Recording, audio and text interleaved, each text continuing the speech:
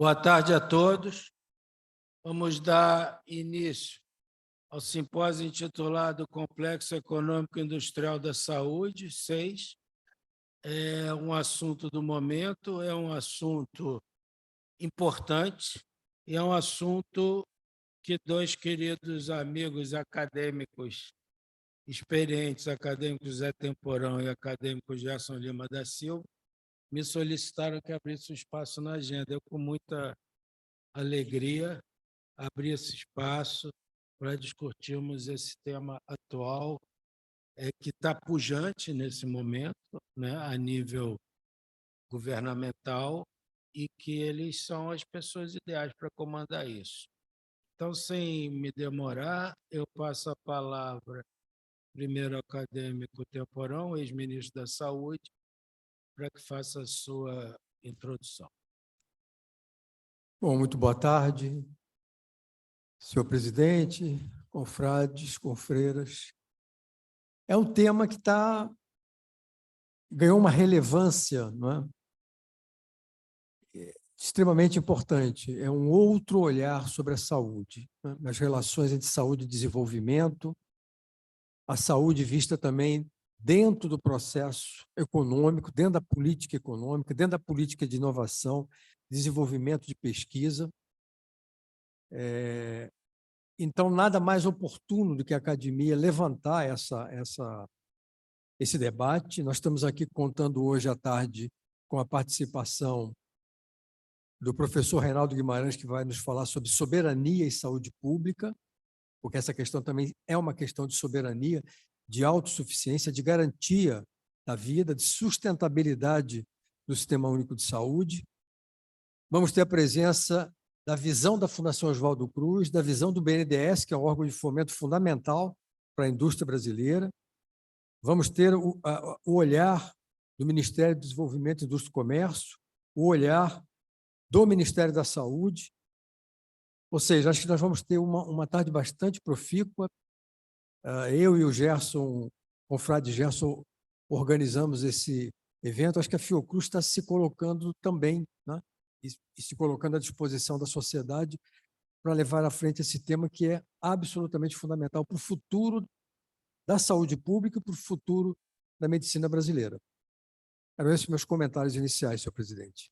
Obrigado, querido Temporão. Convido agora nosso acadêmico amigo Gerson Lima da Silva, também presidente da FAPESD, também bastante afeito ao tema, para fazer seus comentários iniciais. Bem, boa tarde a todas e todos. Cumprimentar o presidente Francisco Sampaio, eterno presidente Pedro Novelino, o ministro Temporão, ex-ministro, mas eterno ministro também Temporão da Saúde, aos palestrantes. Acho que o acadêmico José Temporão, ele fez já uma abertura importante, né, do que a gente pensou para esse simpósio, ser um simpósio com um olhar que, né, o olhar do Reinaldo Guimarães certamente vai ser um olhar importante, como vice-presidente da Prasco e uma pessoa que, desde que eu conheço o Reinaldo Guimarães, ele pensa sobre o assunto, mesmo antes dele ser um assunto em voga, né? E aí, como já mencionado, a participação da Fiocruz, do BNDES, do Ministério da Saúde, do Ministério de Desenvolvimento, da OMDIC, né, da Indústria e Comércio, né, com um diretor exatamente que é o diretor da Desenvolvimento de Indústria de Alta Complexidade Tecnológica, que é o Luiz Felipe Gesteira, né? E aí, eu, como chapéu aqui do Estado, nós temos tido muito essa preocupação lá na FAPESD, mas não só olhando para o Estado, mas também olhando a nível nacional. No Conselho de Fundações de Amparo à Pesquisa temos discutido também muito essa questão, especialmente que a gente olhar o número de doutores que tem sido formado no Brasil, da ordem de 25 mil doutores, e pelo menos um terço desses doutores são da área biomédica. Então, nós temos entre aspas, né, uma mão de obra que talvez esteja sendo desperdiçada, né? Não só há um desperdício dos talentos, como um desperdício do conhecimento que está sendo produzido nas nossas universidades e instituições de ciência e tecnologia. E no Estado do Rio, aí com o meu chapéu de presidente da FAPERJ, a gente quer ter um olhar muito forte para esse lado, porque a gente acha que né, nós temos né, a grande um patrimônio, né, que é ter a sede aqui da Fiocruz, com duas empresas que, né, de governo, né, mas que têm uma ação importante, como Biomanguinhos e Famanguinhos.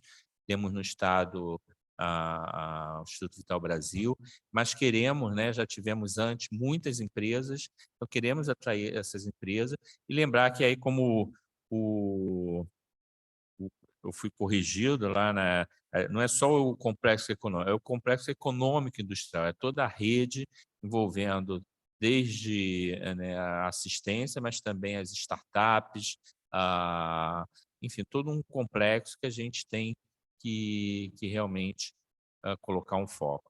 Então, agradecer mais uma vez ao presidente Francisco Sampaio, que aceitou quando o Temporão e eu fizemos essa proposta em menos que 10 segundos e nos deu todo o apoio para montar esse simpósio. Obrigado. Muito obrigado, acadêmico Gerson Lima. Obrigado, então, aos organizadores. Reinaldo, pode chegar tranquilo. O Marco Krieger vai falar antes de você, Reinaldo, porque ele tem que viajar. Como você vai ficar aqui de noite? Senta aí. Então, vou convidar o professor Dr. Marco Krieger, já bom amigo da academia, já esteve aqui outras vezes, vice-presidente de inovação da Fiocruz, então é uma pessoa indicada para nos falar de complexo econômico e industrial da saúde e a Fiocruz. Obrigado, professor Krieger, por ter vindo.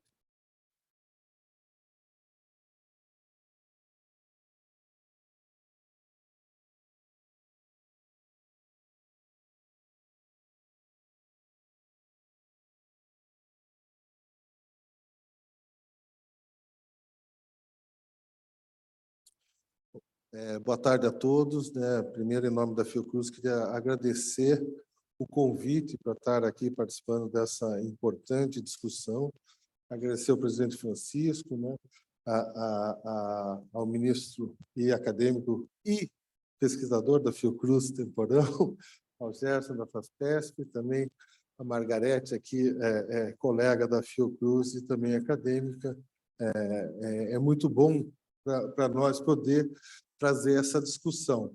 Eu vou contextualizar um pouco o Complexo Econômico Industrial da Saúde, que é uma política realmente bastante importante, que vem amadurecendo no Brasil, mas eu vou ter um recorte dos benefícios que essa política trouxe para a Fiocruz, não só do ponto de vista dos produtos, mas também dos ensinamentos e do legado que essa política, nos últimos 20 anos, está trazendo para a nossa instituição.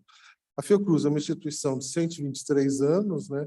Eu costumo brincar que 123 anos no Brasil equivale a uns 500 anos na Europa, nos Estados Unidos, pela sequência, né, de situações e crises que nós enfrentamos, mas é uma instituição do Estado brasileiro. E ela tem um DNA muito forte, né? Ela nasceu para enfrentar uma situação de emergência sanitária muito grave que estava no nosso país, principalmente na cidade do Rio de Janeiro, mas também em Santos, e uma emergência sanitária dos surtos de peste bubônica, logo na sequência varíola e febre amarela. E ela nasceu para a produção do soro antipestoso. Então, acho que esse é um primeiro ponto que eu gostaria de trazer, que é o valor da produção local estratégica, né? Se a gente não tivesse a produção local estratégica, a gente não teria a ferramenta mais importante para o enfrentamento dessa emergência sanitária. Essa questão ela se mantém atual até hoje e faz parte do nosso DNA. Mas, em adição a essa importante questão da produção local, eu acho que também nesse enfrentamento dessas 3 emergências sanitárias, que foi muito bem sucedido, né, através das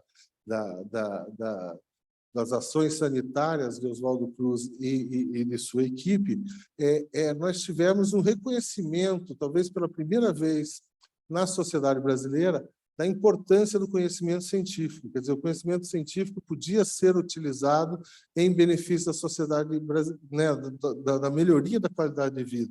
Isso faz parte do nosso DNA também, e também é atual, né? Nós vivemos aí nos últimos anos toda uma questão importante sobre o uso do conhecimento científico, né? E nem sei como falar, a Margarete sabe falar melhor que eu, mas a anticiência, né? Talvez os movimentos que recomendam ações que não são embasadas em evidências. Bom, nesses 123 anos, a Fiocruz se transformou numa instituição única. Né? A gente tem uma instituição que tem um ecossistema de inovação completo. Ele vai da pesquisa básica até a produção de insumos. E nós atuamos fortemente em todas essas áreas, né? Eu trouxe aqui, inicialmente, por exemplo, a descrição de Carlos Chagas, que é a descrição mais completa do campo da pesquisa biomédica, que preencheu uma lacuna de conhecimento sobre uma doença que existia, que era muito presente, mas que não tínhamos conhecimento. E nós continuamos atuando fortemente no campo da pesquisa básica, né? Eu posso citar como exemplo, nos surtos recentes, contribuições importantes, como a doutora Celina Torch, que fez a associação entre a infecção pelo Zika vírus e a microcefalia. Mas nós também atuamos muito fortemente, desde o início das nossas atividades, na produção de insumos para a sociedade brasileira. Então, aí nós temos uma foto dos nossos colegas de 1930 fazendo o processamento final da vacina de febre amarela em condições de quase boas práticas de fabricação, né? Eram condições que hoje a gente não utiliza mais, mas que permitiram, né, o enfrentamento de vários surtos, e logo depois do surto de Zika, nós tivemos um surto muito grave de febre amarela, o maior surto dos últimos 50 anos, que foi em 2017, onde a Fiocruz foi capaz de aproveitar sua capacidade industrial e aumentar a produção de doses de vacina para quase 67 milhões de doses, um aumento de mais de 3 vezes, que permitiu, então, ao governo federal lançar uma campanha de vacinação massiva para enfrentar esse surto que foi, como eu mencionei, o mais grave. Então, colocando, né, que a gente tem uma instituição que tem um pouco do NIH, faz pesquisa básica, tem um pouco do CDC, faz vigilância epidemiológica, tem um pouco do FDA, o braço tecnológico da Anvisa é o nosso Instituto Nacional de Controle de Qualidade em Saúde, mas tem também 2 hospitais e tem 2 fábricas. Então, realmente é um ecossistema de inovação em saúde muito importante. Dentro desse nosso ecossistema de inovação, nós temos vários pensadores, né, vários colegas que trabalham no campo, principalmente da saúde coletiva, mas também da economia da saúde, e eles fizeram, então, o amadurecimento dessa política do Complexo Econômico Industrial da Saúde, né? Isso foi gerido dentro da Fiocruz, com base num aprendizado da indução que foi exercida, por exemplo, pelo Programa Nacional de Imunização, que, frente a uma outra emergência sanitária, do surto de meningite na década de 70, onde o Brasil não conseguiu adquirir no mercado vacinas, reforçando o papel da produção local, induziu uma política de fortalecimento dos produtores nacionais, entre eles a Fiocruz, e isso acabou gerando, né, potências econômicas e industriais, como é o caso da Fiocruz e do Butantan. E essa reflexão, então, começou a se transformar numa proposta de política. Na verdade, doutor Temporão está aqui, ele vai lembrar, isso acabou sendo uma disciplina da nossa Escola Nacional de Saúde Pública, né, uma disciplina para a nossa pós-graduação, que se chamava Complexo Econômico Industrial da Saúde. E, como em muitos casos da nossa história, né, nós tivemos uma oportunidade de que os nossos pensadores que elaboraram essas teorias tivessem também a oportunidade de exercer na prática essas ações. Então, os dois professores da Escola Nacional de Saúde Pública da Fundação Oswaldo Cruz, que davam a disciplina do Complexo Econômico Industrial da Saúde, acabaram tendo um papel importante, entre outros colegas, né, na atuação no Ministério da Saúde. O ministro Temporão, Carlos Gadelha como secretário de Ciência e Tecnologia. Temos aqui também o doutor Reinaldo, né, que também é um importante alicerce dessa construção dessa história, então eu não vou me alongar muito, mas o Complexo Econômico Industrial da Saúde é uma visão de desenvolvimento nacional com base no uso racional do poder de compra do Estado, que visa garantir não só o desenvolvimento tecnológico, mas o acesso à população de medicamentos, utilizando o nosso Sistema Único de Saúde como motor propulsor dessa política, que eu imagino que o doutor Reinaldo, depois o Leandro, vão ter a oportunidade de aprofundar outros aspectos estratégicos. Eu vou ficar aqui na questão mais da visão da Fiocruz, né, e da importância desse legado para o nosso ecossistema de inovação. Bom, esse é um anuário, né, que a Anvisa publica sobre o tamanho da indústria farmacêutica, que é anual. E o de 2022, o ranking de 2022, foi... Tá bom. Foi publicado recentemente, agora, né? Os dados foram processados em junho, foi recém-publicado, e mostra que entre as empresas independentes, eles separaram em dois grandes grupos. Tem os conglomerados financeiros, são empresas que têm vários brands, né? E as empresas que são únicas. Mas, de toda maneira, entre as 20 empresas independentes do setor farmacêutico, a Fundação Oswaldo Cruz ocupa a primeira posição, né, com um faturamento, né, através da entrega dos seus produtos para o Ministério da Saúde, superior a 3 bilhões de reais. Né? É bom a gente salientar que nessa lista, entre os 10 primeiros, além de empresas internacionais, nós temos também empresas nacionais, né, privadas, e temos também a participação do Instituto Butantan.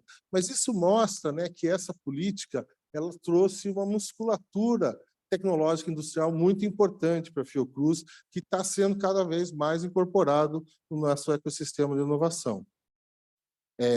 Nós temos um portfólio, né, de produtos, então, que foram gerados a partir dessa política, né?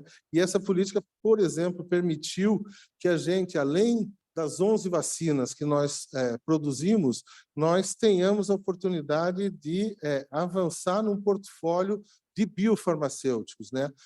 De moléculas que chegaram aí com grande impacto econômico no sistema de saúde, como é o caso das proteínas terapêuticas, dos anticorpos monoclonais, que trouxeram grandes avanços recentes, mas que impactaram fortemente os custos e o impacto financeiro na introdução desses medicamentos, através da própria participação de laboratórios públicos e privados na política do desenvolvimento produtivo, que é um dos eixos do Complexo Econômico Industrial da Saúde.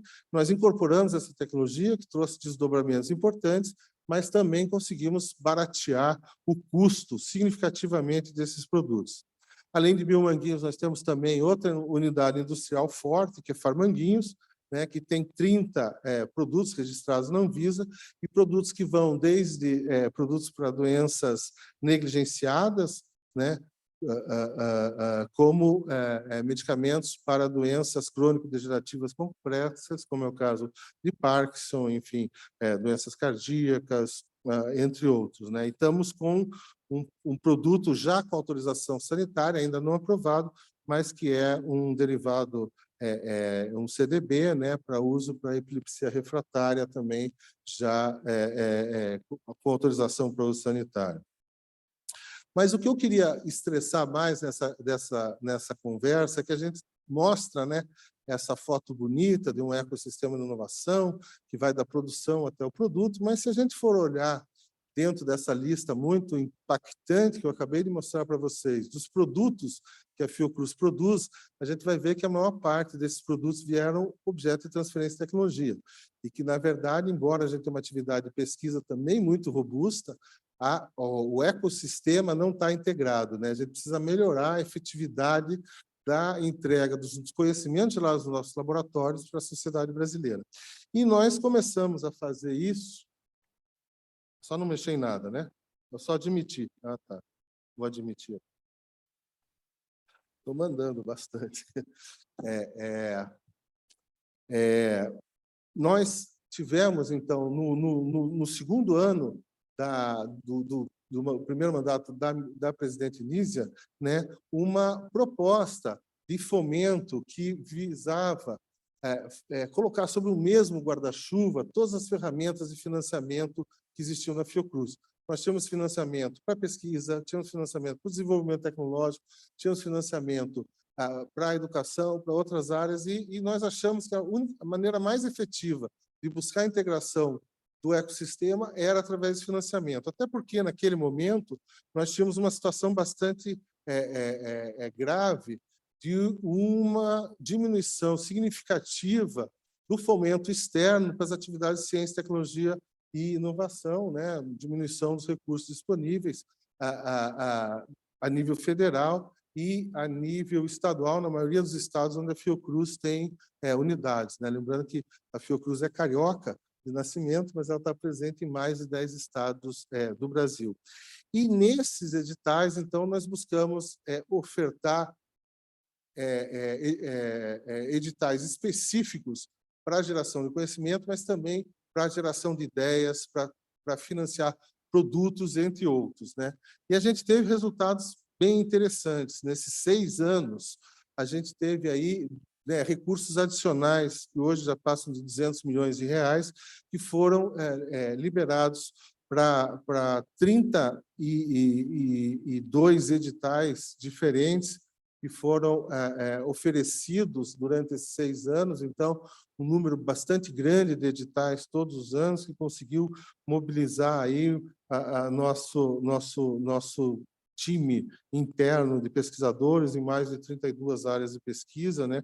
Um processo fundamentalmente feito através da avaliação pelos pares. E a gente pode salientar alguns resultados, né? Então, um dos primeiros objetivos do nosso edital foi diminuir o impacto da diminuição significativa de recursos para fomento do sistema de ciência, tecnologia e inovação.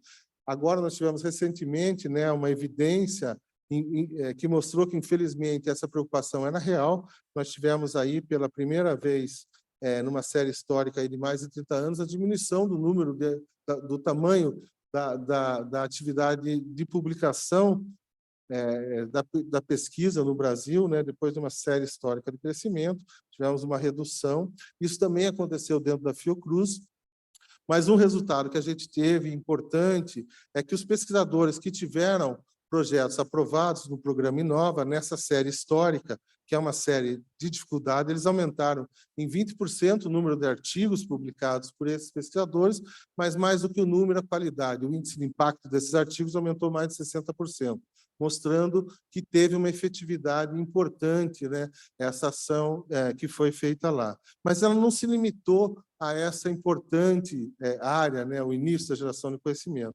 Nós tivemos, por exemplo, aqui eu vou citar muito rapidamente, algumas entregas que já se materializaram. Por exemplo, um projeto aprovado pela Inova, que era um projeto para o uso da tecnologia de RNA mensageiro para o câncer, essa equipe, que era um projeto interno desenvolvido em 2 institutos da Fiocruz, rapidamente se mobilizou para desenvolver uma vacina de RNA para a Covid, e essa tecnologia proprietária da Fiocruz foi escolhida pela Organização Mundial de Saúde, PAHO, para ser o hub regional, né? Nós temos o compromisso de disponibilizar essa tecnologia para não só o Brasil, mas para os países do nosso território.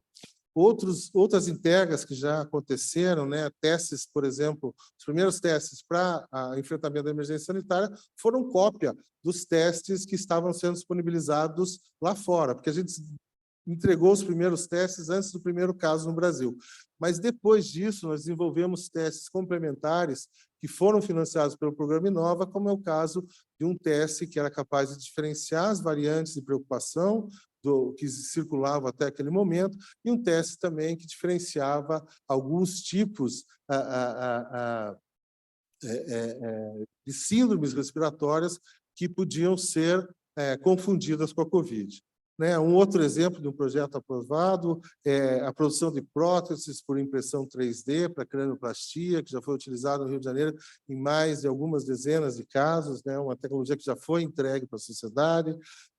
O nosso próprio portfólio de inovação, né, é um programa que teve no nosso edital de Inova Gestão, que era para que os nossos colaboradores, analistas de gestão, pela primeira vez concorreram em editais de competição, né, onde os nossos pesquisadores estão tão acostumados, e propuseram melhorias na própria gestão da instituição. E uma delas foi o portfólio, que foi lançado agora também recentemente, e já tivemos aí empresas de fora que tiveram acesso à oferta tecnológica disponível na Fiocruz através dessa modernização desse portfólio de inovação. Um outro exemplo que nós tivemos também muito recente, né, foi o aprimoramento do programa de banco de leite humanos, que é um programa que já tem 80 anos, foi iniciado no Instituto Fernandes Figueira, aqui da Fundação Oswaldo Cruz, no Rio de Janeiro, e os coordenadores desse projeto submeteram um projeto ao Inova, que foi selecionado, para desenvolver um sistema de garantia e controle da qualidade do leite humano para ser distribuído nessa rede, que hoje já tem mais de 2.000 bancos de leites espalhados pelo mundo, pelo Brasil, pela América Latina, África e Europa, coordenados pela Fiocruz, e nós tivemos agora, no dia 31 de julho, né, iniciando o Agosto Dourado, que é o mês que fazemos o advocacy do aleitamento materno, a entrega dos primeiros 14 certificados aí para os bancos de leite do Distrito Federal. E uma coisa que a gente também conseguiu fazer, e também é resultado dessa estratégia, né, de uma ação conjunta em todo o sistema de inovação da Fiocruz, foi um programa de oferta interna, quer dizer, muito espelhado nesses programas, né, onde as startups vão lá e apresentam em 10 minutos, fazem seus pitches para os investidores.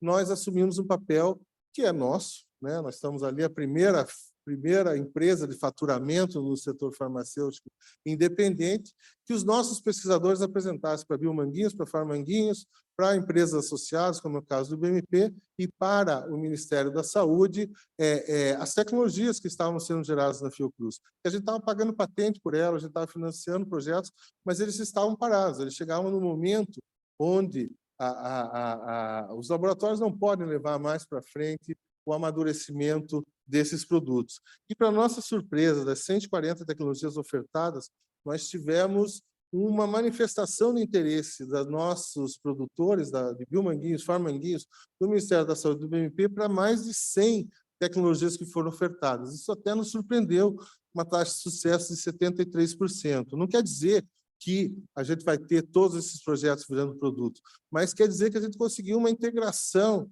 né, entre o que nós estamos desenvolvendo na Fiocruz e o que nós podemos produzir. Isso a gente precisa fortalecer.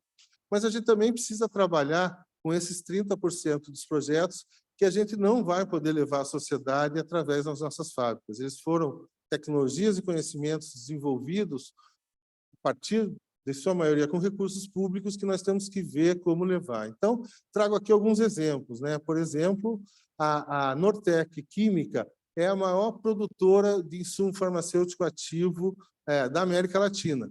Ela é uma spin-off que nasceu dentro de Farmanguinhos.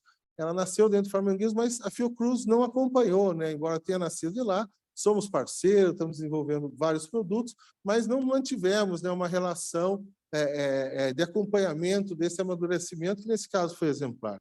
Um outro exemplo que nós tivemos foi o Instituto de Biologia Molecular do Paraná, também uma spin-off que nasceu mas essa nós conseguimos acompanhar. O doutor Reinaldo lembra muito bem desse momento, né, onde nós estávamos querendo introduzir testes moleculares no Brasil e a Fiocruz precisava de um parceiro para a produção dos insumos, as enzimas, os primers, as sondas.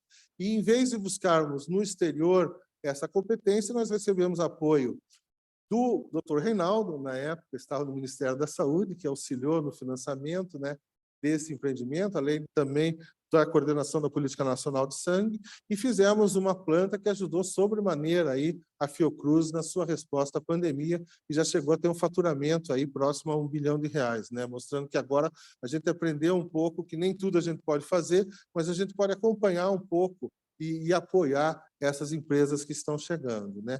Uma outra tecnologia que é muito interessante também, que nós estamos fazendo o amadurecimento dela, é a tecnologia de controle da transmissão de arbovírus através da utilização de uma metodologia sustentável de bloqueio da transmissão no inseto vetor, metodologia Valbáquia, que foi desenvolvida na Austrália, para um controle populacional, porque os machos infectados com Valbáquia, uma bactéria que existe em 60% dos insetos, eles dão uma prole infértil.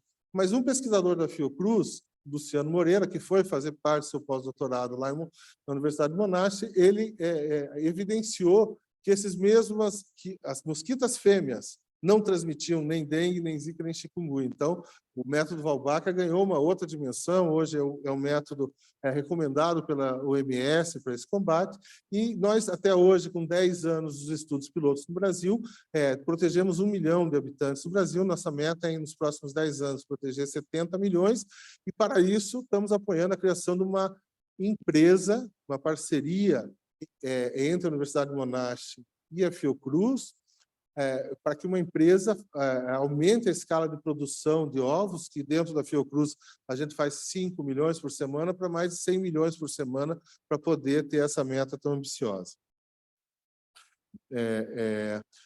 E uma coisa importante que a gente aprendeu, aí você me levanta a plaquinha aí quando for o tempo aí para falar, é que como que a gente melhora essa efetividade, né, de levar o conhecimento para a sociedade. E buscamos vários modelos no mundo e achamos o modelo do Instituto Pasteur bastante apropriado, porque lá eles, antes da empresa criar alguma coisa que eu não sei falar em francês, que seria o CNPJ, eles escolhem os projetos e eles financiam para que os projetos passem pelo Vale da Morte dentro do Instituto Pasteur, dentro dos laboratórios. Então, eles não...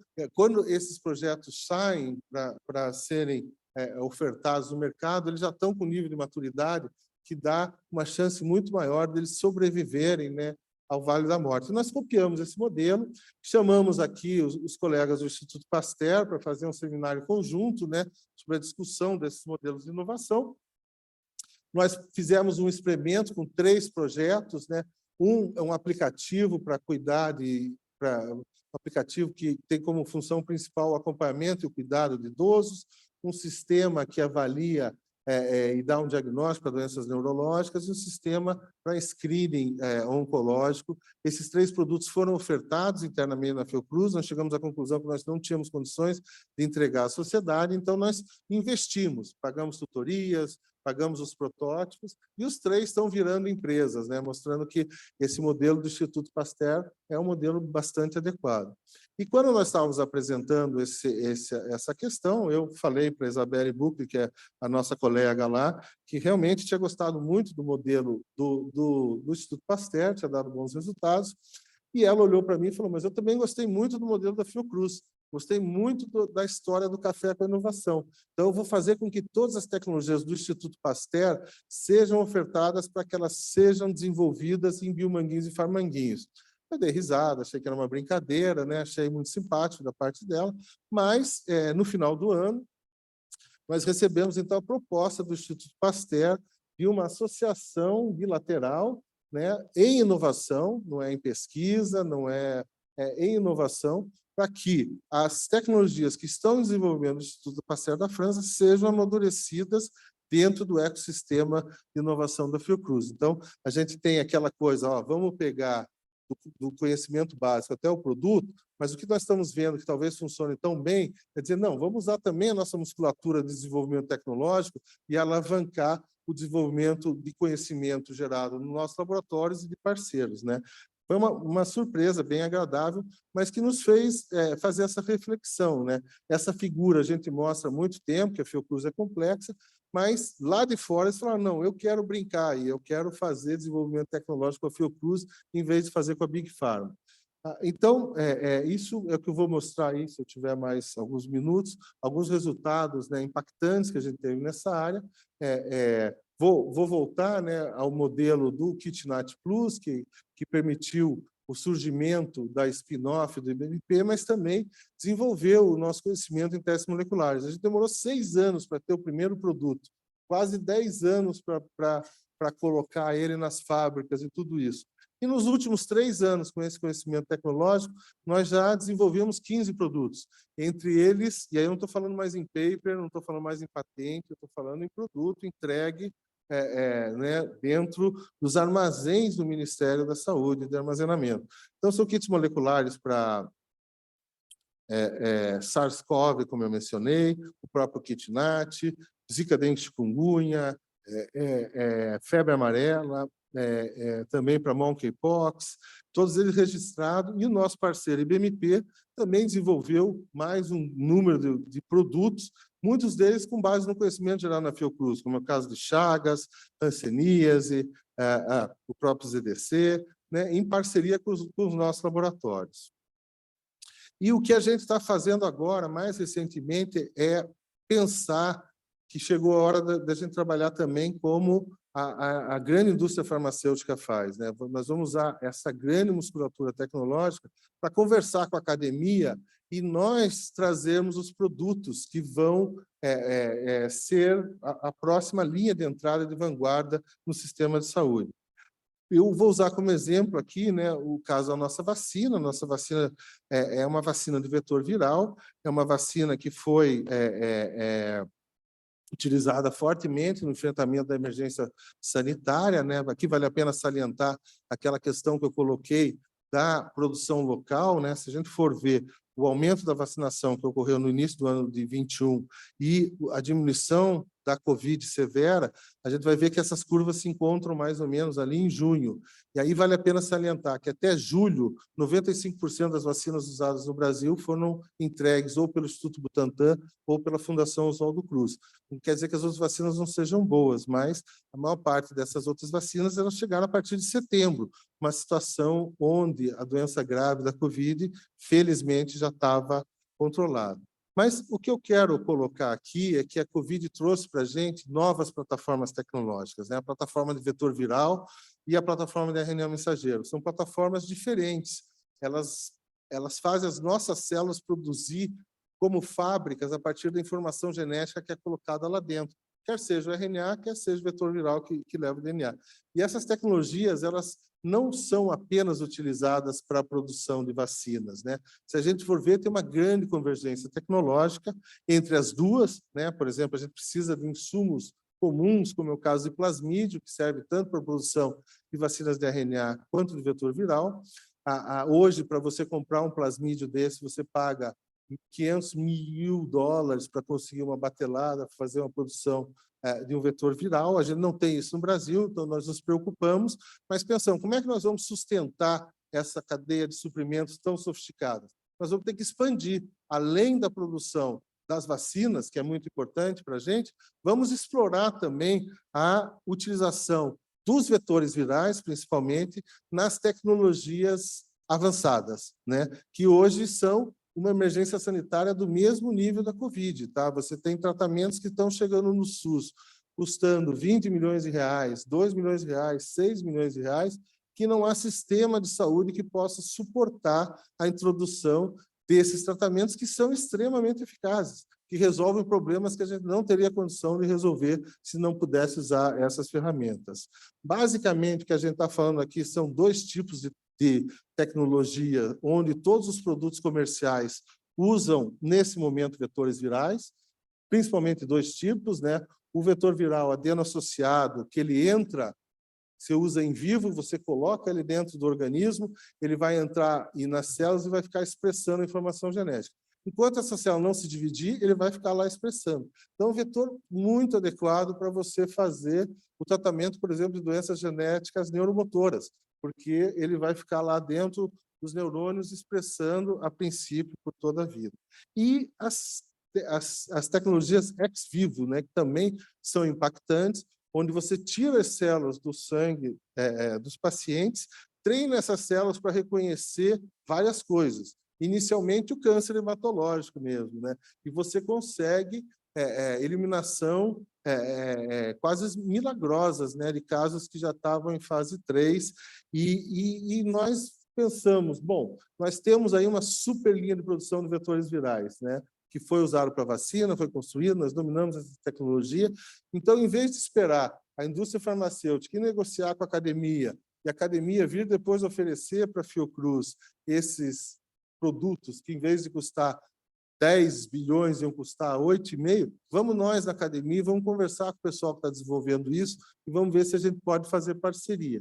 E para nossa surpresa, nós conversando com as pessoas que desenvolveram essas metodologias, tanto dos vetores adeno-associados para doenças raras, quanto para os lentivírus, né, para os sistemas de CAR-T, essas pessoas se animaram fortemente em negociar com o nosso modelo de negócio, que é um modelo de negócio social, diferente do da Big Pharma, e além de a gente estar com a possibilidade de já começar a utilização de tratamentos revolucionários aí em parceria com eles, e nos 2 projetos a gente está assinando que nós vamos ser o produtor global desses insumos para essas importantes iniciativas, né? Então, dando uma dimensão para o complexo econômico industrial da saúde, e por aqui eu vou mostrar mais um slide só, mas vou ficar quase por aqui, mostrando assim que a gente a importância dessa curva de aprendizado. A gente começou a receber tecnologia, a gente foi melhorando a nossa infraestrutura,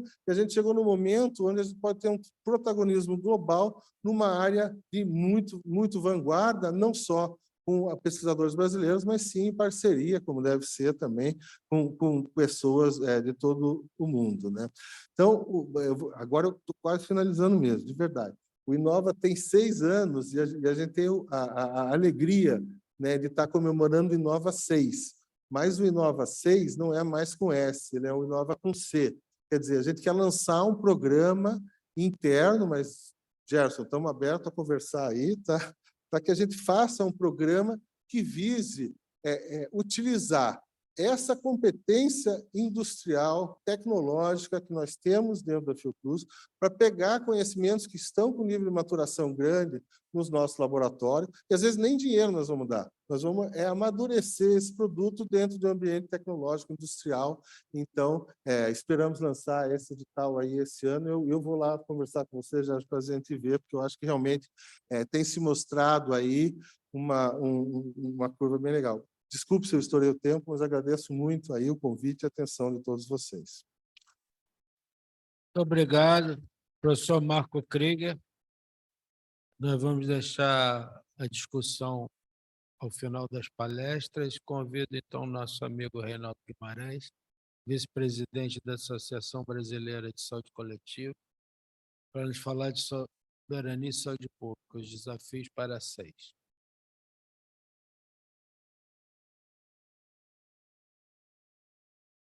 Reinaldo, você quer falar do púlpito ou daqui da mesa? Pode.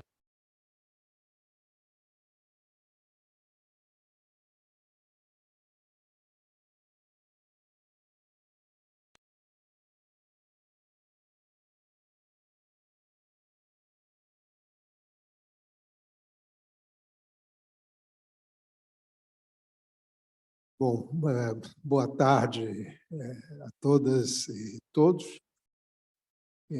Antes de começar, eu queria dizer o seguinte, a gente falar depois da Fiocruz é sempre um problema, porque a Fundação Oswaldo Cruz ela é uma instituição excepcional, e é excepcional nos 2 sentidos que essa palavra tem. Ela é excepcional porque ela é muito boa, qualidade dela é excepcional, mas ela é excepcional porque ela é absolutamente singular. Não há outra instituição no Brasil, e eu ousaria dizer, eu não conheço outra instituição no mundo que tenha essa, digamos, toda essa trajetória feita. De qualquer maneira, é sempre ótimo a gente ver o Marco Krieger falar. O próprio Marco, ele como pessoa, como indivíduo, ele também fez esse caminho todo que a Fiocruz faz. Eu conheci o Marco Krieger na bancada, fazendo investigação fundamental, não é? E ele ultrapassou o Vale da Morte, digamos assim, não é? E terminou na gestão, não é? Tecnológica e produtiva na Fiocruz. Bom, agora em primeiro lugar, queria cumprimentar o presidente dessa casa, meu antigo colega de Universidade do Estado do Rio de Janeiro, não é? Que fico muito honrado em estar aqui. Queria cumprimentar também meus dois amigos acadêmicos também, José Temporão, não é? E o Gerson Lima da Silva. E também os acadêmicos presentes na plateia, e faço em nome de duas acadêmicas, também muito amigas, também pessoas muito queridas, Eliette Busquelá, né? E a nossa querida pneumologista, né? Que hoje já era da Fiocruz, mas hoje está mais na Fiocruz, né? Que me parece uma pessoa extremamente importante e teve um papel fundamental digamos, no enfrentamento da Covid-19. Eu vou dar um passo para trás, porque eu era para iniciar, mas como cheguei atrasado, né? Eu vou falar não daquilo que se faz, não é? O Marco falou exatamente das coisas que estão sendo feitas, não é? E eu vou falar mais, como eu não tenho hoje nenhuma função executiva, eu vou falar das coisas que estão sendo pensadas no campo do chamado complexo econômico industrial da saúde. Tem uma... aqui não? Ah, tá bom. Ah, tá bem, tá bem. Eu queria fazer 3 balizamentos iniciais, não é? O primeiro deles é sobre esse termo, complexo econômico industrial da saúde. Marco já mencionou, isso foi uma aquisição conceitual que foi desenvolvida pelo Carlos Gadella e pelo Zé Temporão, extremamente interessante, não é? E é uma contribuição cujo sentido mais geral é o de introduzir um outro vetor, não é, na relação entre desenvolvimento econômico e social, não é, e saúde, seja estado de saúde da população, seja o complexo industrial da saúde e assim por diante. Nós aprendemos todos que era o desenvolvimento econômico e social que levaria à melhoria do estado de saúde. Isso é verdade. Este vetor é um vetor tradicional. O que Temporão e Gadella imaginaram foi a existência, dialeticamente pensando, de um outro vetor, que é o fato de que o complexo econômico-industrial da saúde, ele, por si só, pela quantidade de gente que emprega, pela quantidade de tecnologia que ele desenvolve, ele é capaz também de modular, de determinar o desenvolvimento econômico e social. No entanto, eu quero ponderar o seguinte, dentro do complexo econômico-industrial da saúde, há um lugar para o complexo industrial da saúde. Eu vou falar do complexo industrial da saúde, que é aquilo onde eu estou mais perto nas coisas que tenho pensado. O segundo é sobre a segunda premissa, ou balizamento, é a ideia de que esse complexo industrial ele é extremamente grande, diversificado, não é? Ele tem um conjunto muito grande de produtos e ele envolve, não é, a participação de vários segmentos industriais, o segmento metal-mecânico, o segmento eletroeletrônico, o segmento químico, segmento biológico e até outros segmentos industriais que até então a gente nem imaginava, não é? Por exemplo, o segmento têxtil. E a gente viu a questão das máscaras na pandemia, como os têxteis são importantes também nessa questão. E, mais recentemente, todo o complexo industrial de dados, não é? De informática e assim por diante. No entanto, não haveria possibilidade de enfrentar aqui, desse púlpito, atendendo esse convite, essa complexidade toda.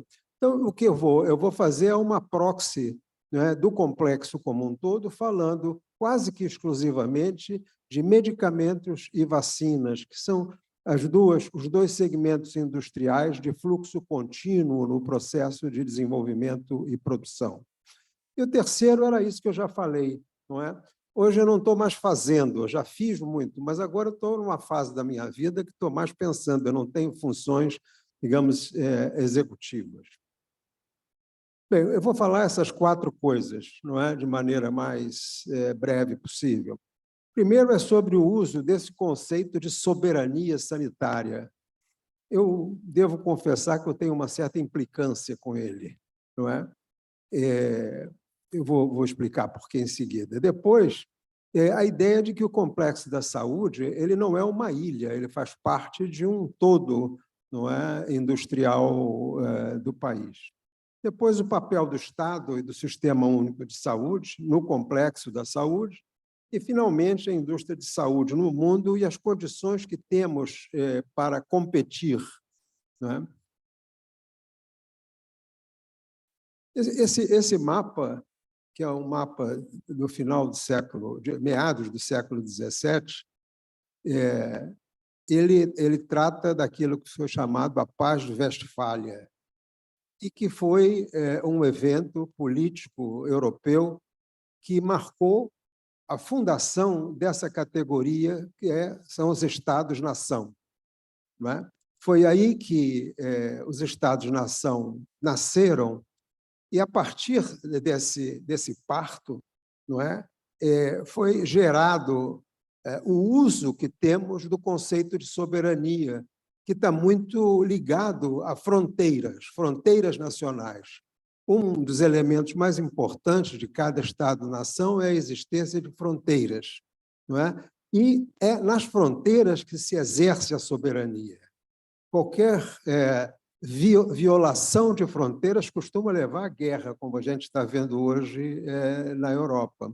Eu acho, portanto, que a ideia de soberania sanitária, para se tratar de algo que não é soberano no sentido estrito da palavra, né? Ela é talvez um uso que possa nos prejudicar, porque algo soberano não implica numa relativização.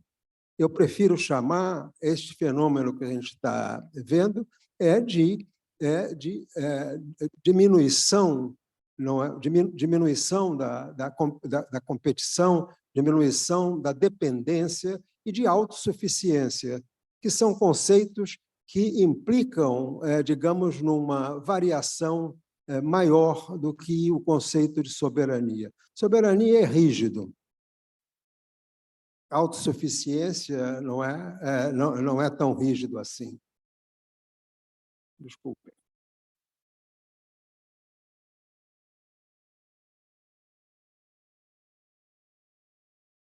Eu acho que soberania, no campo da saúde, ela está bem colocada quando a gente vê na Constituição brasileira, digamos, o conceito de saúde como direito. Ele não implica em graus, ele é soberano. Qual é a ideia da soberania do Sistema Único de Saúde? É a universalidade. Todo cidadã ou cidadão brasileiro tem direito à saúde. Isso não implica em nenhuma nenhuma meta, digamos assim, nenhum objetivo, nenhuma flexibilidade, diferentemente do complexo industrial da saúde, onde você tem que ter uma flexibilidade, porque não há no mundo nenhum país soberano, no sentido que eu estou querendo dar, em relação ao complexo industrial da saúde. Esses são os Estados Unidos da América, que mostram que, de um mercado que eles têm, quase metade do mercado do mundo, que é hoje em dia de 700 bilhões de dólares, né? Eles importam anualmente mais de 150 bilhões de dólares de medicamentos. Não é?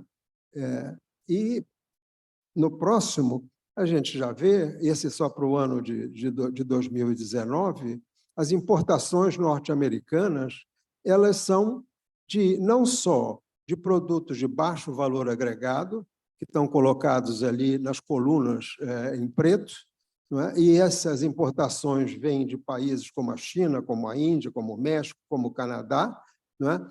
E a linha amarela é de produtos acabados, produtos de valor agregado muito maior. Não é? E, curiosamente, a gente vê que, na linha amarela, o país da onde eles importam mais é da Irlanda. Não é? Isso porque a Irlanda, por ter uma estrutura fiscal muito generosa, ela acabou por atrair para si, não é, um conjunto muito grande de matrizes de empresas multinacionais. Não é? A própria Pfizer, há uns anos atrás, quis se transferir para a Irlanda, mas o governo norte-americano falou, não pode, não vamos deixar. Eles queriam ir para a Irlanda para pagar menos imposto na Irlanda. Mas, enfim, esse é um desenho que me parece importante.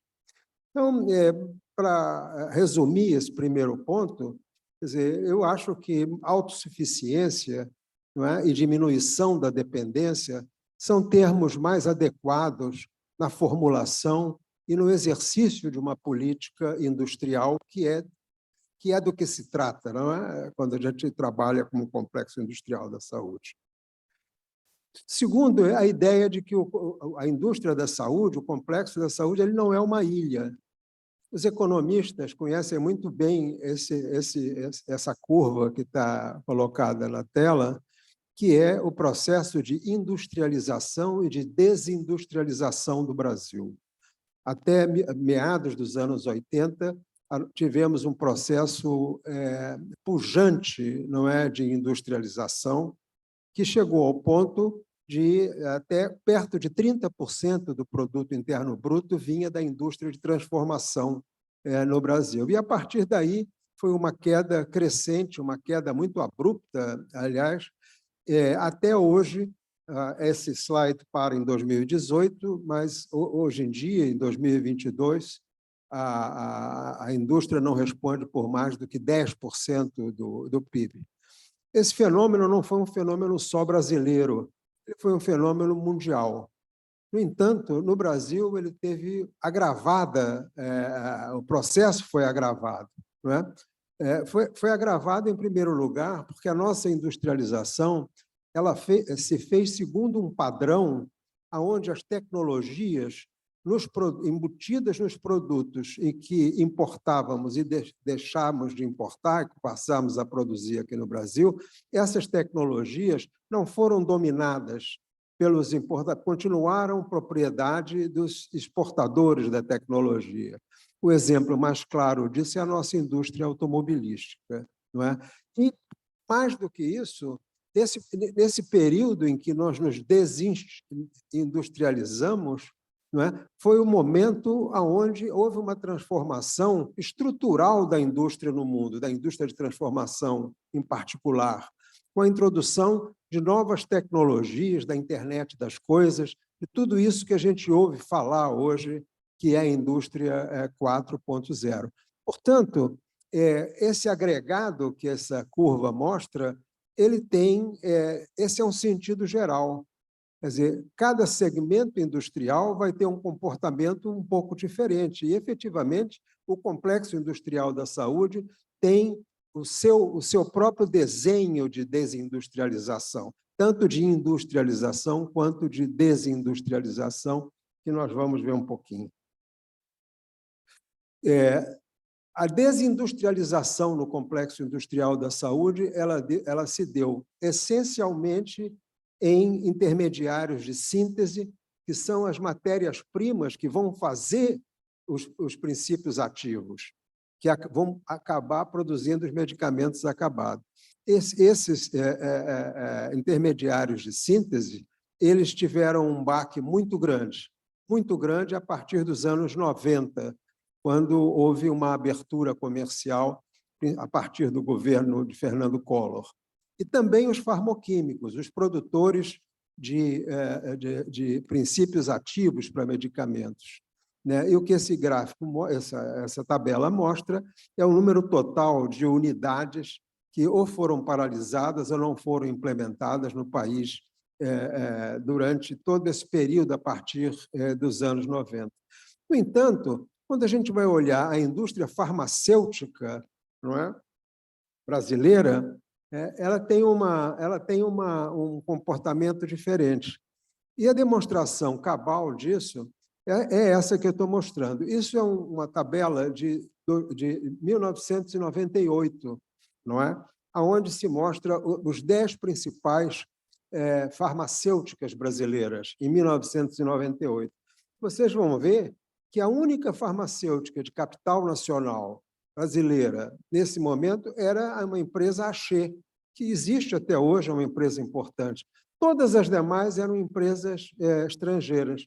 E uma outra característica é que, de todas as estrangeiras, hoje sobrevivem a Novartis, a Roche e a Eli Lilly, não é? E a Johnson & Johnson. Todas as demais ou foram vendidas ou foram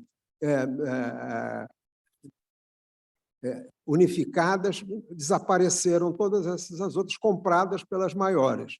A indústria farmacêutica global foi um dos cenários onde fusões e aquisições tiveram digamos, uma dinâmica mais intensa.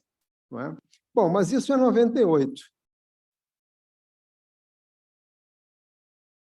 Isso é 2022. As 18 maiores empresas farmacêuticas em ação no Brasil. Dessas, 10 são empresas de capital nacional, grandes empresas de capital nacional, né? Desde lá de cima, a Eurofarma, a EMS, a Iperafarma, a Roche é estrangeira, a própria Axê, que já vinha grande desde antes, Cristália, União Química, Lips, Prate Dona Dulce, Blau e Teuto. Então, a gente mostra que, dentro do complexo industrial da saúde, a indústria farmacêutica ela pôde se sustentar, mesmo com a abertura comercial que observamos durante a década de 90. Não é? E isso foi devido a muitos fatores, mas, de longe, o mais importante foi a introdução dos genéricos no mercado de medicamentos. Isso fez com que as empresas de capital nacional pudessem encontrar um novo caminho. E hoje nós temos, nas empresas de capital, novas tentativas de se internacionalizar, que são tentativas interessantes, que são os donos do capital, como o empresário brasileiro, que vão comprar tecnologia fora, dominando a tecnologia, o que é, digamos, um fenômeno distinto do que foi na indústria automobilística, onde a gente comprava o produto e não tinha a tecnologia. Não é? Agora, passaremos a ter a tecnologia. São iniciativas ainda pequenas, pontuais, mas acho que a gente tem que prestar atenção nisso. Bem, hoje existe uma tentativa de uma nova tentativa de reindustrialização. Outra já existiu no começo da década passada, não é? E estamos tentando um novo momento, não é? E esse momento é marcado por essa revitalização do Conselho Nacional de Desenvolvimento Industrial, que foi criado agora, enfim, 2 meses atrás, 3 meses atrás, não é? E ele se organiza em 7 missões. E quero chamar a atenção que a missão número 2 diz respeito exatamente ao complexo da saúde, complexo industrial da saúde. E isso é algo extremamente importante, principalmente porque, se você pensar que dos 3 setores industriais contemplados nessas missões, são sendo como setores verticais, isto é, de um setor, efetivamente, você tem a agroindústria, a saúde e a defesa. As outras são missões transversais, digamos assim. Isso coloca um desafio para o complexo industrial da saúde extremamente importante. Bom, o objetivo desse grupo de trabalho do Complexo da Saúde é esse aí, é o foco em aumentar a autonomia, enfatizando aquilo que eu dizia, não se trata de ser soberano, não se trata de perseguir, não é, uma autonomia completa, não é uma soberania, mas sim a gente diminuir a dependência daquilo que existe ainda hoje. Então, o foco em aumentar a autonomia em tecnologias críticas para a produção nacional de vacina, medicamento e equipamento médico. Não é? Esse é digamos, é o eixo dessa missão. Bom, papel do Estado e do SUS no complexo da saúde. Não é? Esse trio que está aí, que são os laboratórios privados nacionais, e, eventualmente, até os estrangeiros que têm interesse em investir no Brasil. Os laboratórios públicos reunidos na AUFOB, né? E o Ministério da Saúde, com o Sistema Único de Saúde, esse é o triângulo que é capaz, ou que será capaz, de fazer com que não apenas se corrijam falhas de mercado, mas, muito mais do que isso, não é? Que possam efetivamente conduzir um processo de reindustrialização em novas bases do complexo industrial da saúde. Quer dizer, a importância disso é porque o Ministério da Saúde e o SUS, eles são aquilo que os economistas chamam de um oligopsônio, não é? Eles têm uma capacidade de compra descomunal. Quer dizer, o SUS compra hoje quase entre 25% e 30% de todos os medicamentos do mercado brasileiro, tanto no varejo quanto nas compras institucionais. Cerca de metade dos equipamentos terapêuticos e diagnósticos também são comprados pelo Ministério da Saúde, pelo SUS.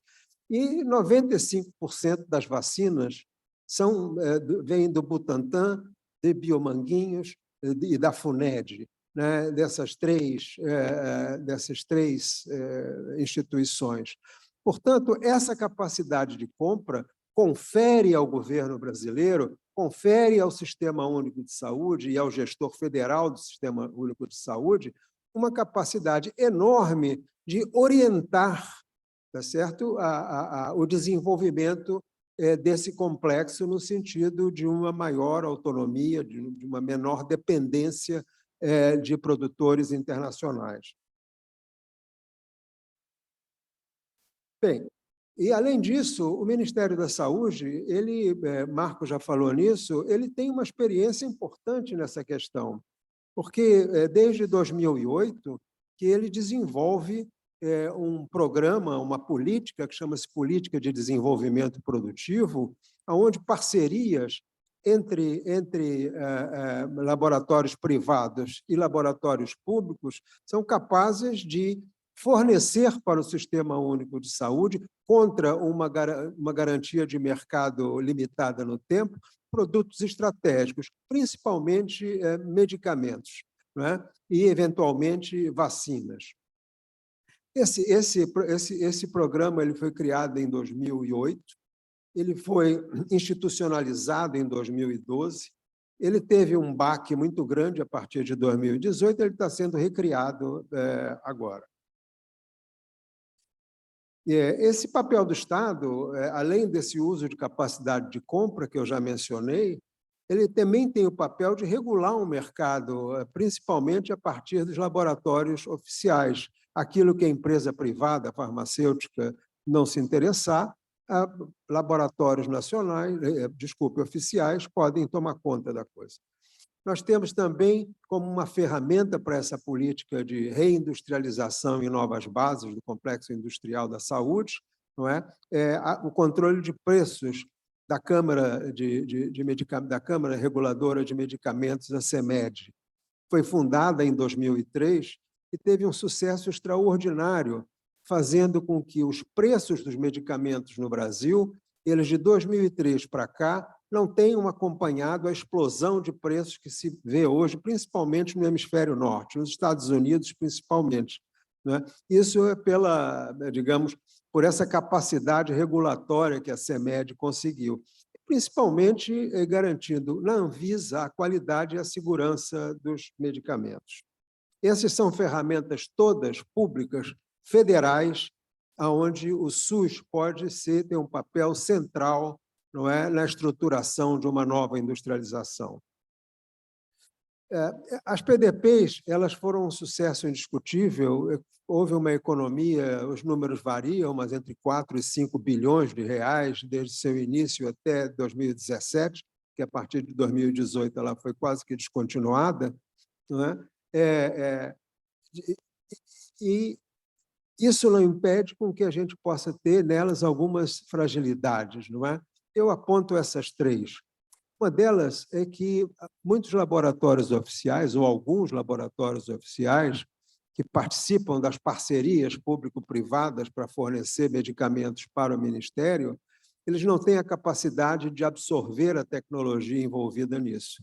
Isso é muito ruim e isso tem que ser superado. Outro são projetos envolvendo tecnologias já maduras. Não é? Se você faz uma parceria para uma tecnologia embutida num produto, cuja patente vai terminar daqui a 2 anos, isso pode não ser favorável, não é, ao Sistema Único de Saúde, na medida que o que você está fazendo, tendo garantia de mercado de 5, 6 ou 7 anos, você está estendendo a proteção patentária para esse produto. Então, é preciso que essa política ela possa, digamos, se envolver com tecnologias mais modernas, mais para frente, de maior duração, não é, de patente. E um outro problema que houve é a necessidade de se eleger outros critérios de eleição de produtos estratégicos, não é? Que, na verdade, o tempo todo eles foram feitos apenas com base em preço, produtos mais caros. Mas nem apenas não somente produtos mais caros são de interesse, mas mesmo produtos baratos e que têm risco de desabastecimento, isso tem que ser um alvo da política que me parece importante. E novos alvos, não é? No campo de farmoquímica, do meu ponto de vista pessoal, eu acredito que não haja muita possibilidade do Brasil competir com Índia e China naqueles princípios ativos que são commodities, são produtos de baixa complexidade. Então, o caminho para uma reindustrialização é uma seleção de moléculas mais complexas, não é? E que possam, digamos, ser alvo de futuras parcerias ou de diminuição da dependência de importações. Aí não só da China e da Índia, mas também da Alemanha, que exporta muito princípio ativo. Uma outra coisa, uma outra importante medida é a inclusão de dispositivos diagnósticos e terapêuticos no programa de parcerias para o desenvolvimento produtivo. Como eu disse, a grande maioria envolveu medicamentos e alguma coisa de vacinas. A ampliação de encomendas tecnológicas. O Marco também falou, Marco Krieger também mencionou, na vacina contra a Covid, feita na Fiocruz, junto com a AstraZeneca, que houve esse que se chama um mecanismo de encomenda tecnológica, onde a transferência de tecnologia ela implica num certo compartilhamento de risco. Não é um produto maduro do qual você transfere uma tecnologia. É um produto que ainda está em desenvolvimento, em que você faz um compartilhamento de risco, portanto, quando fizer a parceria. Não é? e contratos com cláusulas de offset, não é? Essas cláusulas de offset, há alguns anos atrás, há uns 10 anos atrás, a Força Aérea Brasileira fez um contrato com uma empresa sueca para a modernização dos seus caças, não é? Gripen, que estão sendo entregues agora. E nesse contrato, não é, estão inscritos determinados compromissos de domínio tecnológico que são muito importantes. Como nós temos uma empresa como a Embraer, que detém a capacidade de absorver tecnologia moderna, né, isso foi uma, digamos, uma ação extremamente importante. No campo do complexo industrial da saúde, nós temos competência para fazer coisas desse tipo. Continuamos a fazer transferência de produtos que já estão no mercado, mas de modo a que possamos efetivamente dominar as tecnologias embutidas nesses produtos. E, finalmente, as condições de competição, que são extremamente difíceis, não é? Essa tabela que está aí, ela mostra, em 2021, as 10 principais empresas farmacêuticas do mundo, principais no sentido de venda. Eu quero dizer a vocês que isso, ao longo dos anos, vai mudando. Viu? Ano que vem, a Pfizer, que está ali lá na frente, ela pode não estar em primeiro lugar. Isso porque ela foi para o primeiro lugar com a venda da vacina contra a Covid e contra a vacina dela, a Prevnar 13, que é é uma vacina anti-pneumonia pneumocócica 13 valente, digamos assim. Isso botou ela em primeiro lugar, mas depois ela pode cair, não é? Mas, de qualquer modo, o que é importante é ver que esse oligopólio, ele é um oligopólio que vale 1 trilhão e 500 bilhões de dólares por ano, não é? E essas 10 empresas são mais de 1/3 do mercado mundial. Isso confere a essa indústria farmacêutica internacional um poder, não só o poder financeiro, como um poder de lobby político, que é uma brutalidade, né? E isso, se a gente quer diminuir a dependência e ter uma reindustrialização em novas bases, é algo contra o que a gente vai ter que lutar, vai ter que manejar, não é? Num processo de reindustrialização. Esse é um gráfico de barras similar, não é? Relativo a dispositivos médicos, dispositivos terapêuticos e dispositivos diagnósticos, mostrando que a concentração é ainda um pouco maior. As 10 maiores responderam por quase 40% do mercado mundial. Aí, diagnóstico por imagem, aceleradores para terapia oncológica, tudo isso. Quase 40% é dominado por 10 empresas, não é? E, no caso de vacinas, a mesma coisa, só que ainda muito mais, que as 10 maiores produtoras de vacina do mundo respondem por 85% do mercado mundial. A novidade aqui é que tem 2 chinesas, que há 10 ou 15 anos atrás não tinha chinesa nenhuma. Eram só as empresas que a gente já conhecia de longa data. Felizmente, no Brasil, eu insisto que no campo de vacinas, por uma decisão que foi tomada há mais de 40 anos, nós temos um domínio do mercado que é extremamente importante. A gente não tem nenhuma empresa privada fabricante de vacinas instalada no Brasil, não é? Isso não é necessariamente ruim, mas do ponto de vista de uma soberania, não é?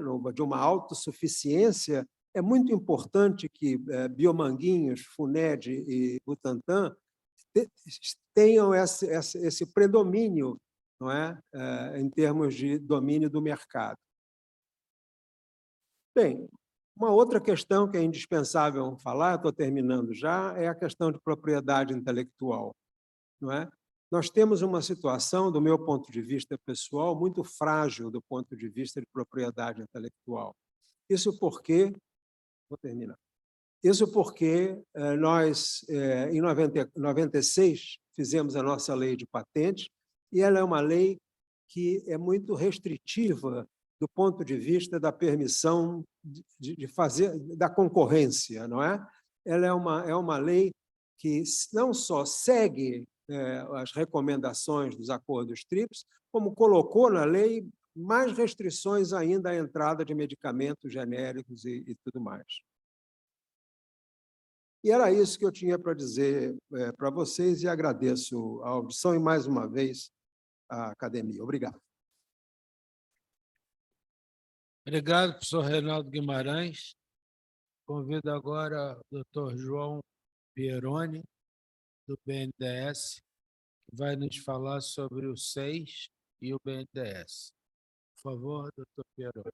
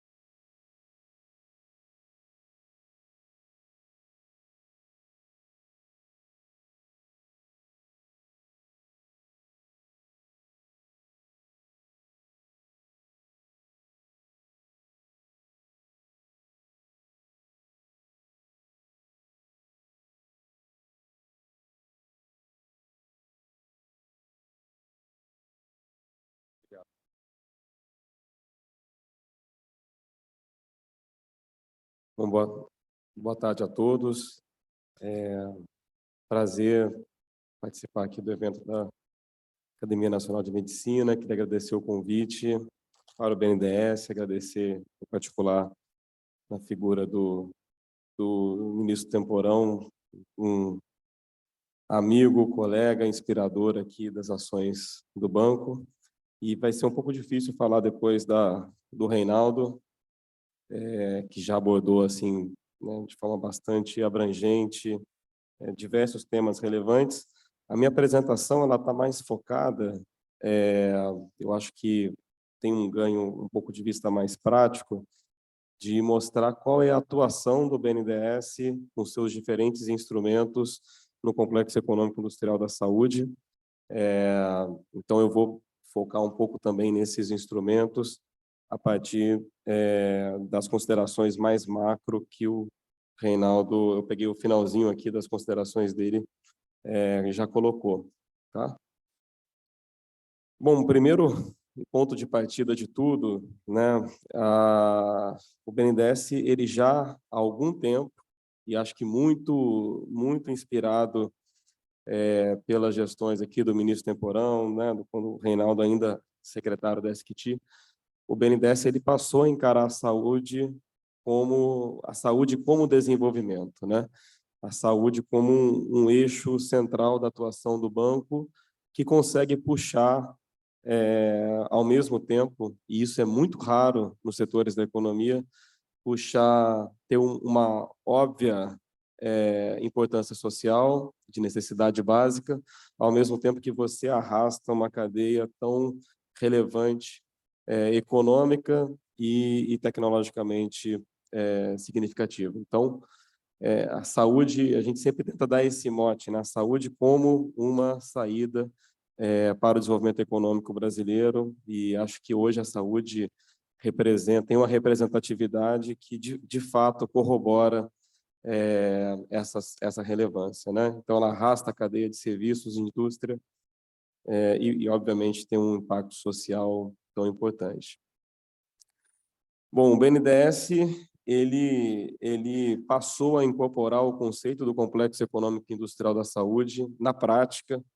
Então, ele de um departamento que era focado exclusivamente na cadeia farmacêutica, na indústria farmacêutica em particular, ainda em 2004, ele foi evoluindo para o Complexo Industrial da Saúde, incorporando equipamentos e outros instrumentos, e desde 2016, esse departamento, do qual eu liderava até o início desse ano, ele incorporou toda a cadeia de serviços de saúde. Então, uma mesma unidade do BNDES trabalha com os temas de indústria, farmacêutica, vacinas, todas as bases tecnológicas e todos os projetos e públicos da cadeia de serviços. Então, um apoio ao ente público, a um estado e município que queira fazer um projeto de saúde, aos hospitais filantrópicos, à saúde suplementar. Então, esse conjunto de atores, e é uma multiplicidade muito grande de atores, são atendidos pelo mesmo departamento, que nos dá uma visão, eu diria, bastante interessante, de uma visão mais integrada de saúde no Brasil.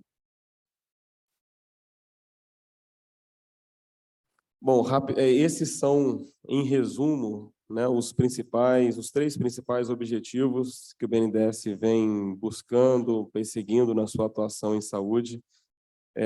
Eu acho que não tem como muito ser diferente, né? Nenhuma invenção de roda aqui, mas basicamente ampliar o acesso à saúde da população. Acho que isso tem que estar no centro de toda e qualquer estratégia que o banco execute. Do lado dos serviços, melhorar a qualidade, a integração dos serviços que atendem o SUS, e, no lado da indústria, a gente fortalecer a produção nacional e a inovação realizada no Brasil. Então, são esses três macro-objetivos que orientam a atuação do BNDES e que, né, a partir desse novo ciclo, essa nova gestão, certamente serão fortalecidos. Bom, aqui que eu entro um pouquinho mais na nossa, do ponto de vista mais prático de instrumentos, porque o BNDES ele é muito conhecido, né, ou majoritariamente conhecido por seu papel no crédito, no financiamento reembolsável, né?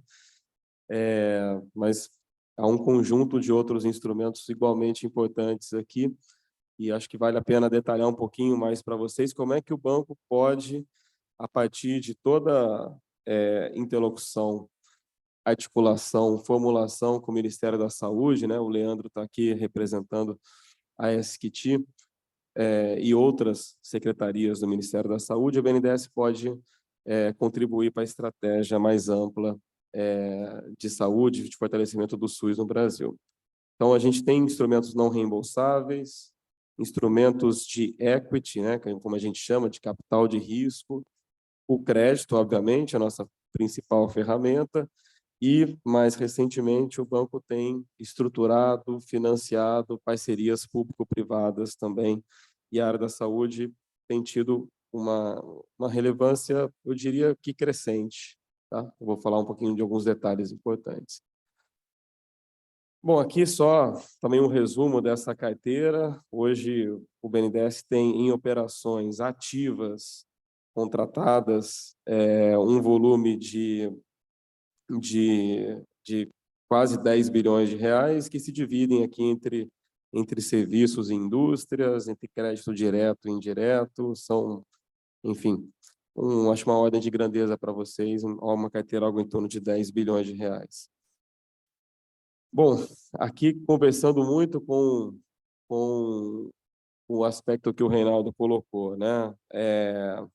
No crédito, a gente teve uma atuação muito expressiva com a indústria farmacêutica, em particular, e essa é uma figura que quem acompanha aqui as apresentações do banco, ela é relativamente conhecida, e muito simplória, mas ela acaba sistematizando a trajetória de desenvolvimento da indústria farmacêutica brasileira a partir dos anos 2000, né? A partir de 99, os anos 2000.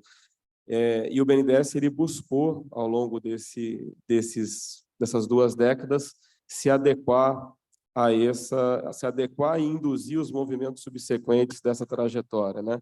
Então, a gente tem ali, em 99, a criação da Anvisa, a própria criação, a Lei dos Genéricos, né, que passa ali a ser implementada no início dos anos 2000, e a própria produção, o desenvolvimento de genéricos, ele chegou a ser um desafio para a indústria brasileira naquele momento, né? Você realmente ter um genérico em que você tivesse estudos de comparabilidade adequados, regulados.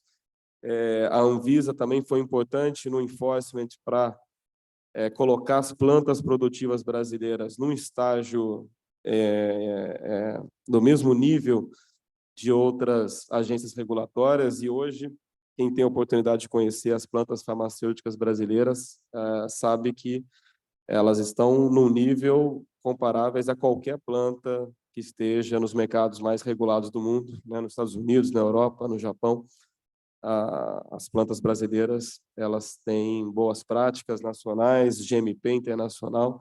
O BNDES foi um importante fator para a construção, para o aprimoramento dessas plantas, e fomos buscando induzir um desafio seguinte, que é e continua sendo a inovação incremental, né? Ou seja, você pegar moléculas conhecidas e fazer e buscar uma redução do efeito colateral, uma redução da quantidade de uma maior adesão àquele tratamento. Acho que a indústria farmacêutica brasileira, fundamentalmente, né, as de capital nacional, elas estão nesse estágio, né?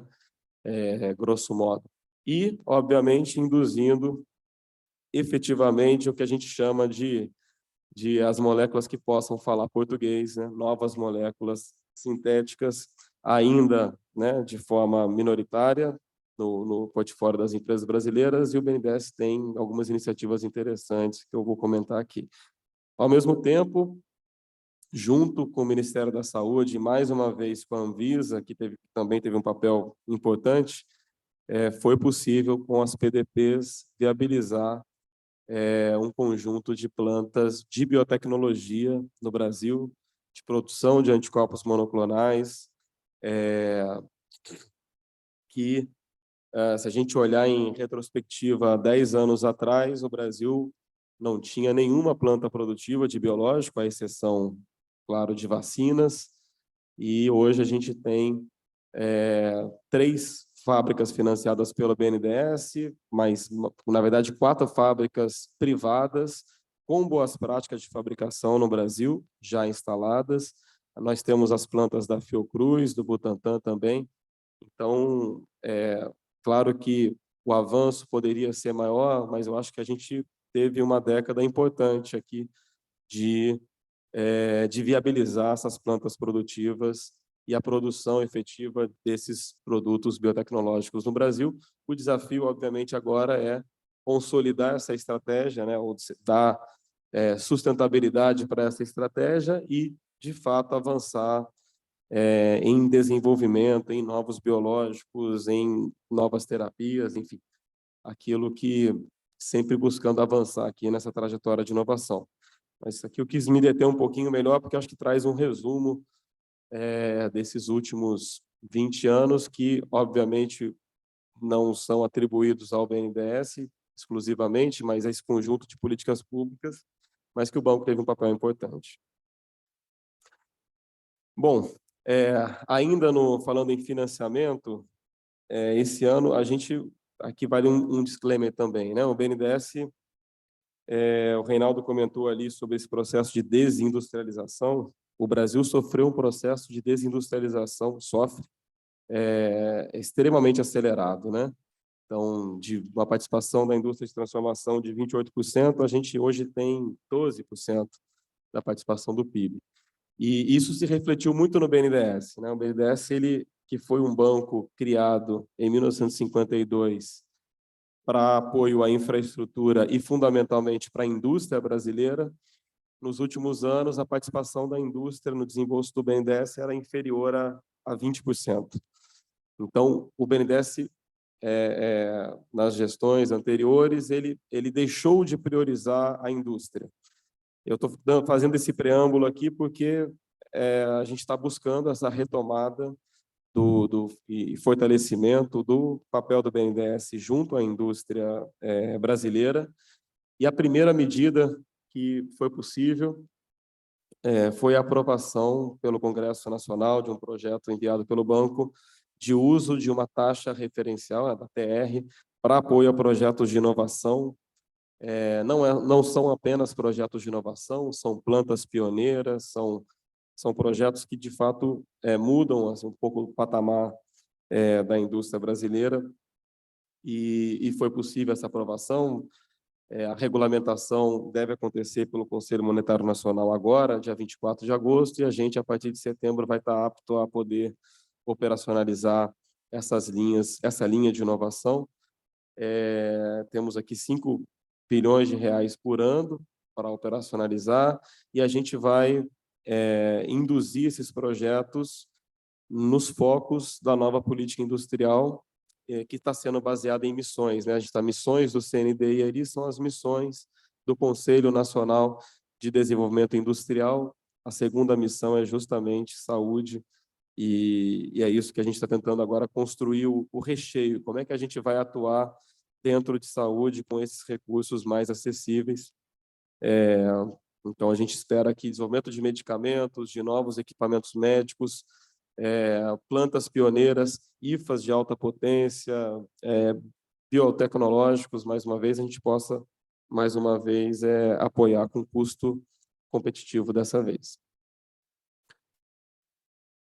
Bom, ainda na esfera do financiamento, o banco tem uma atuação também bastante relevante. Eu vou tentar não só falar de indústria aqui, né? Falar do complexo econômico e industrial como um todo, então também falar da nossa atuação aqui com as entidades filantrópicas, né? As Santas Casas, Beneficências Portuguesas e outras que têm um papel fundamental no SUS, né? Principalmente na alta complexidade, e tem um problema histórico, né? Uma dificuldade histórica aqui seja de subremuneração, de atualização da tabela SUS, seja pela própria pressão dos custos de saúde que aumentam exponencialmente, né? Mas também tem problemas de gestão, em sua maior parte.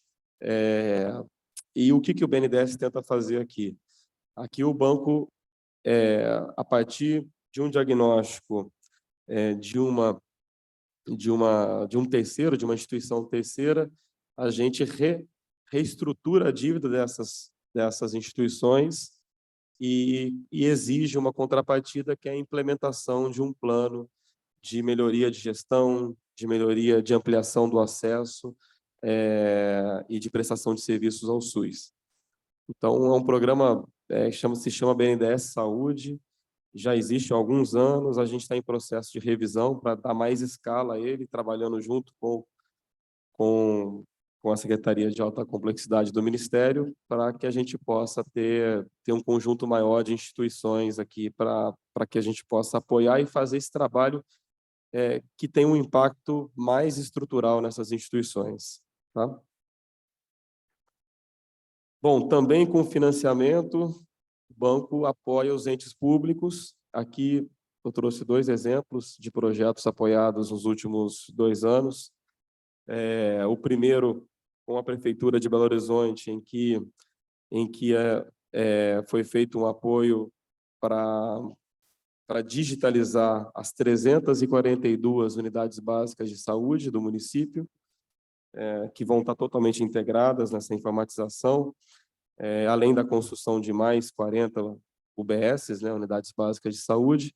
E em São Paulo, que a gente também era uma PPP, a gente apoiou tanto o Estado de São Paulo, no aporte dessa PPP, quanto o ente privado, que implantou 3 novos hospitais, né, isso totalmente dentro de um contexto de um planejamento regional das regiões de saúde, bastante discutido com o Estado de São Paulo, mas 3 novos hospitais, nesse modelo, né, o privado ele constrói e operacionaliza o que a gente chama de bata cinza, né, ou seja, os serviços não assistenciais, e os serviços assistenciais eles permanecem sob a gestão do ente público, que pode colocar pessoal próprio, pode contratar OS, aí fica a critério do ente público a melhor forma de prestação de serviço.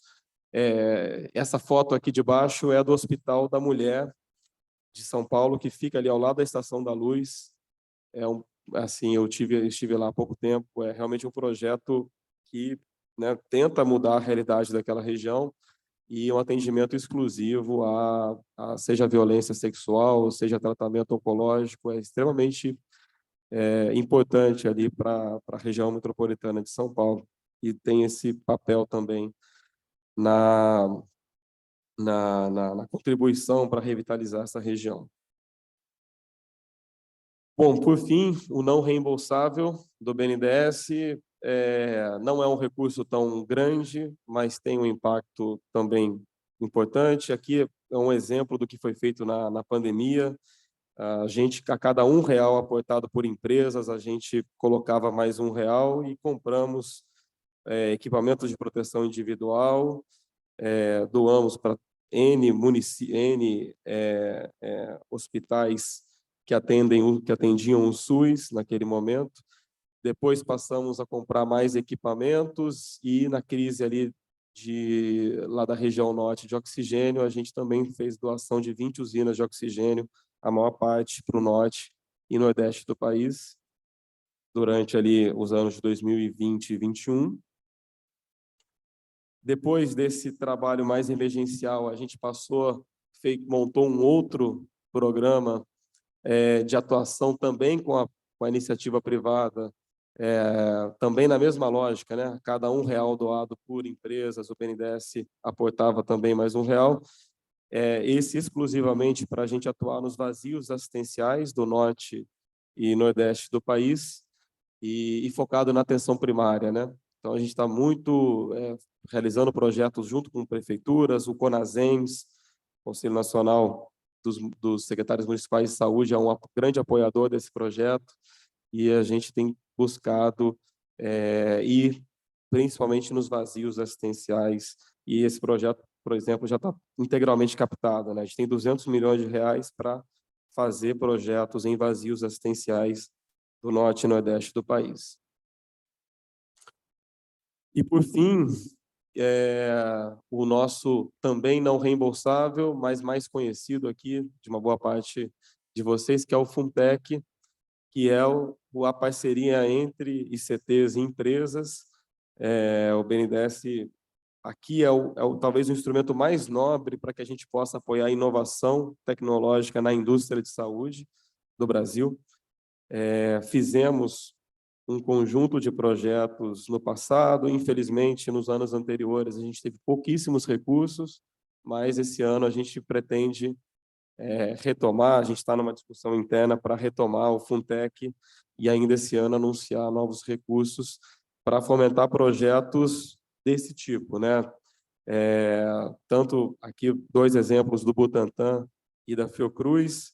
O Butantan, a gente tem um conjunto de projetos, mas só destacar a vacina, a fase 3 da vacina contra a dengue, que a gente espera que seja submetido, né, para a Anvisa, esteja próximo. O Calil está ali, você se lembra bem desse projeto, né, Calil? E a gente espera que a gente tenha acho que tem bastante segurança que a gente vai ter uma vacina desenvolvida no Brasil, né, liofilizada no Butantan, com a patente internacional, e que vai passar a ser oferecida para a população brasileira em 2024, tá? E a Fiocruz, um conjunto enorme de projetos junto com a Fiocruz, desde o enfrentamento do Zika vírus, projetos de doenças negligenciadas, em que a Fiocruz tem um papel importante. E só queria destacar também que o BNDES foi fundamental para apoiar a infraestrutura do Centro Henrique Pena, que é uma das unidades ali da Fiocruz, que foi a unidade que permitiu a Fiocruz absorver a produção do IFA da vacina contra a Covid da AstraZeneca em tempo recorde, né? Então, assim, foi um investimento em ciência e tecnologia que a Fiocruz fez ao longo dos anos, que o Ministério da Saúde fez, que o BNDES fez, que permitiu que a Fiocruz e o Butantan também, né? Mas falando aqui da Fiocruz e nesse contrato de encomenda tecnológica, pudesse absorver e produzir, não só formular no Brasil, mas produzir o IFA da vacina contra a Covid também. Temos um contrato vigente com a Embrapi. Aqui é para a gente tentar pulverizar um pouquinho mais os recursos. A Embrapi operacionaliza os recursos de forma bem mais rápida que o BNDES. Então, a gente tem um foco lá em tecnologias estratégicas para o SUS, um recurso relativamente pequeno, mas que está disponível para também projetos de parceria entre empresas e instituições tecnológicas. Bom, aqui falando sobre fundos de crédito, né, fundos de capital de risco, o banco tem também um histórico muito grande de ter participação de capital em empresas que foram relevantes ou que são relevantes para o Brasil em termos tecnológicos. Na saúde, a gente, por exemplo, a gente tem participação na Bion, né, uma empresa produtora de insulina. A gente tem participação na Recepta Biofarma, que desenvolve novos anticorpos monoclonais. A gente tem tinha participação até o ano passado, desculpe, na Noetec, aqui no Rio, que é a maior produtora de IFAs da América Latina, né? E então a gente quer retomar, por um lado, esse papel do BNDES, de participação acionária, e tem uma outra forma de atuar por meio de fundos de investimento. Saúde é sempre um tema relevante desses fundos, e embora aqui, no caso de fundos de investimento, as tecnologias não sejam tão disruptivas, né? O pessoal foca muito em tecnologias digitais, retornos mais rápidos, a gente acaba não estimulando tanto aqui quanto a participação direta, tá? Mas é uma atuação importante, principalmente com startups e empresas de base tecnológicas, o banco tem uma participação importante aqui também. Bom, e acho que assim, a última pena do que o BNDES pode contribuir aqui no complexo da saúde, eu falei de crédito, falei de não reembolsável, de equity, e aqui é a pena da estruturação de projetos.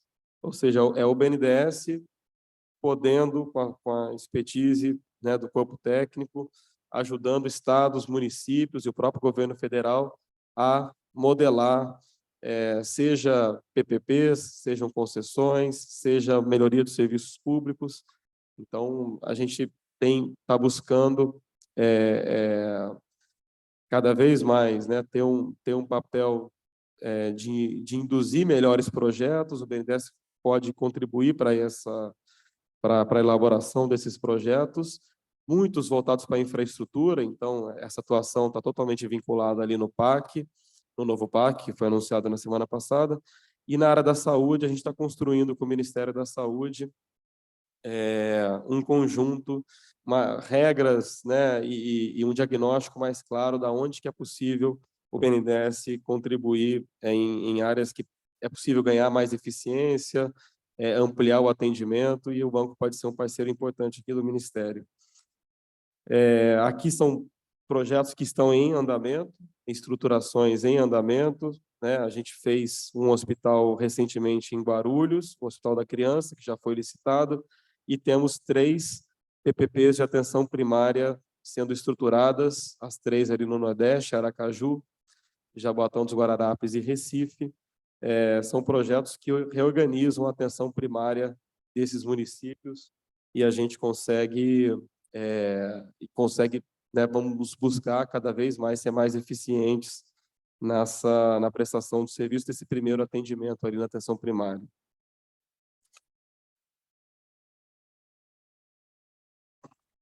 Deixa eu ver aqui. Bom, aí chegando aqui para finalizar a minha apresentação, gente, o que nós enxergamos de visão de futuro nos serviços, né? Tentando aqui categorizar serviços e indústria.